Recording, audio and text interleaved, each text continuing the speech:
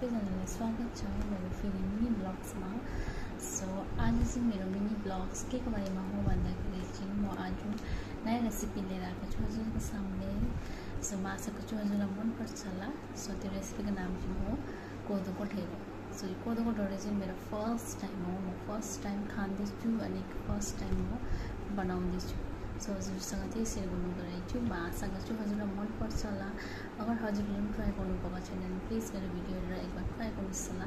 So try गऱ्यो भने अलिक राम्रो हुन्छ होइन। सो नयाँ नयाँ रेसिपी मलाई पनि ट्राई गर्नु मन लाग्छ, त्यही लागि हजुरसँग पनि म सेयर गर्नु गइरहेको छु। सो म आशा गर्छु हजुरलाई मनपर्छ होला। सो प्लिज मेरो भिडियो लास्टसम्म हेरिदिनुहोस् होला। अनि कसलाई मेरो भिडियो मनपर्छ अनि रेसिपी मनपर्छ प्लिज कमेन्टमा पनि भनिदिनुहोस् होला। सो हेर्दै गर्नुहोस् लास्टसम्म।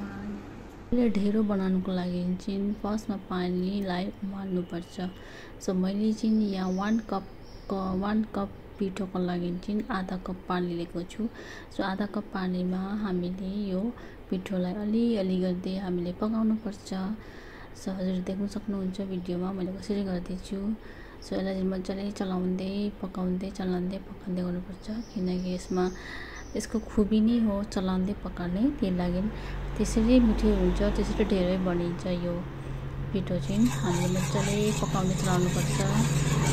यसमा चाहिँ बहुत तागा जान्छ, किनकि यो यतिको भइसकेको मेरो।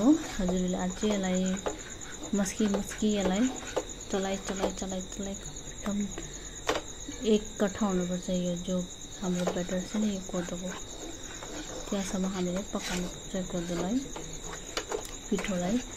सो हजुर देख्न सक्नुहुन्छ यतिको भइसकेको छ।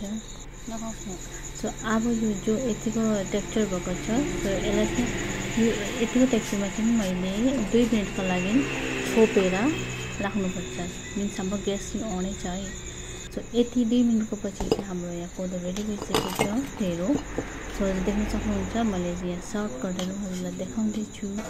सो मैले यहाँ कोदोको ढेँडो लिएको छु, सब्जी लिएको छु, अनि दाल लिएको छु, अनि प्याज अनि हरियो खोर्सानी लिएको छु। असै ढेँडो खानु चाहिँ अलिकति चिकनको साथ अलिकति बेस्ट हुन्छ, किनकि मसँग आज भेज थाली थियो, त्यही लागि मैले सिम्पलै राखेँ। सो हजुरले एकबार ट्राई गर्नुहोस् होला। सो हजुरले टेस्ट गरेर बताउँदैछु। यो चाहिँ ढेँडो चाहिँ तातो खायो भने पनि राम्रो हुन्छ ल, ठन्डा भएर खायो भने चाहिँ अलिकति टाइट हुने रहेछ।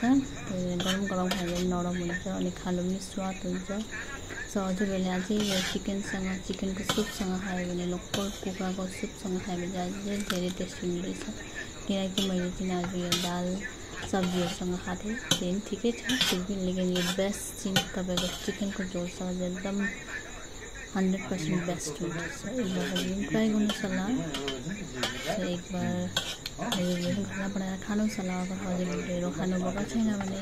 सो आजको भिडियो यति नै। Thank you for watching.